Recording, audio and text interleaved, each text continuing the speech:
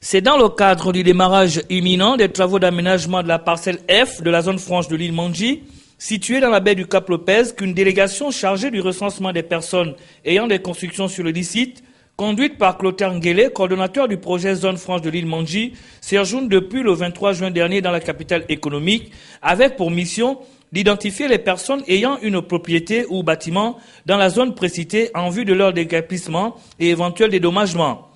Par cette opération, l'on peut dire que le lancement de la mise en place de la zone franche de l'île Mandji est désormais effectif.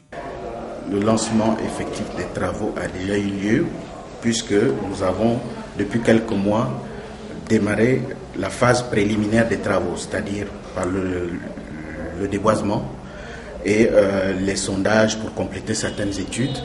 Si vous allez sur les lieux, vous verrez qu'il y a déjà une 60aine d'hectares complètement déboisés. Et ça va se poursuivre parce que nous devons rattraper la saison sèche pour avancer, sachant que c'est une zone marécageuse. Alors nous voulons gagner du temps et j'ai reçu instruction du gouvernement pour venir rencontrer les populations qui ont des bâtis sur le site afin de s'accorder avec eux pour une indemnisation, quoique partielle, et expliquer aux populations que nous avons besoin de leur soutien pour que le gouvernement puisse avancer dans la réalisation de ce gros chantier de notre économie. Quel critère a été retenu pour cette opération d'identification, mais aussi quand aura lieu la période de paiement, surtout lorsqu'on sait que recenser c'est vite, mais dédommager c'est difficile. C'est sur les instructions du gouvernement que je viens rencontrer les personnes intéressées pour régler au cas par cas toutes les situations et passer au règlement assez rapidement. Je puis informer déjà les populations de Port-Gentil qui sont concernées par le site de la parcelle F que le paiement va intervenir dès le milieu de la semaine prochaine. Dès le milieu de la semaine prochaine, je confirme que je reviens en début de semaine. C'est pourquoi il me fallait finaliser ce dossier pour le transmettre rapidement au gouvernement qui va en décider.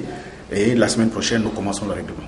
Aujourd'hui, nous avons recensé 28 exactement. Et s'il y a des cas éventuellement de réclamation, nous sommes ouverts pour que tout puisse se régler à l'amiable et qu'on puisse avancer très rapidement sur ce dossier. Pour les potentiels expropriés de la zone, certes, le projet sera bénéfique à la ville de Port-Gentil, mais c'est le cœur serré qu'il se plie à la volonté du gouvernement. Bon, nous avons été convoqués par les autorités de la zone franche pour nous tenir informés de notre expropriation sur le site de Nengabembe, zone déclarée franche. Et ce n'est qu'une expropriation qui verra le jour. Donc, puisque c'est des sociétés qui viendront investir, c'est un grand investissement et il y aura de grandes sociétés qui vont s'installer. C'est un bien pour nous.